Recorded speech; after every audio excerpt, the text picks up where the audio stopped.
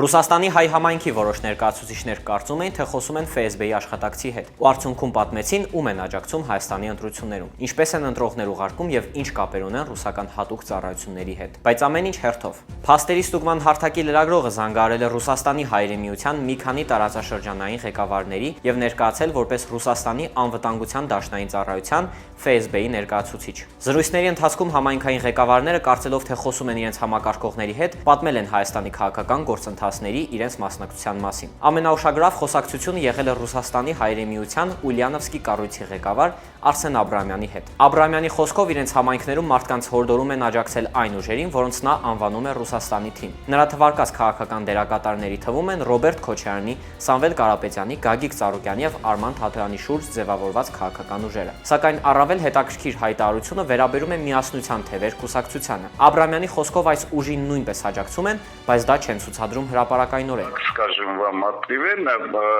объединенные крылья тоже определенный час мы, так скажем, явно не показываем, чтобы наш тоже пророссийский, потому что надо, чтобы фон была еще вроде проевропейский. Աբրամյանի հետ զրույցի ընթացքում քննարկվում է նաև ընտրողների Հայաստան տեղափոխման հարցը։ Նրա խոսքով ինքն անձամբ ավիատոմսեր չի գնում, սակայն նա նկարագրում է մի համակարգ, որտեղ տարբեր մարդիկ աջակցում են Հայաստան մեկնել ցանկացողներին։ Просто ребятам там кого-то там кто-то надо было ехать, говорят, я от души хочу поехать, просто нету у меня возможности. Попросим, например, ребята, они берут, например, отправляют вот так. Մյուս ուշագրավ հատվածը վերաբերում է ռուսական ՖՍԲ-ի հետ հարաբերություններին։ Երբ հարցնում ենք արդյոք համագործակցություն կա ռուսական հատուկ ծառայությունների հետ, Աբրամյանը դրական պատասխան է տալիս։ Но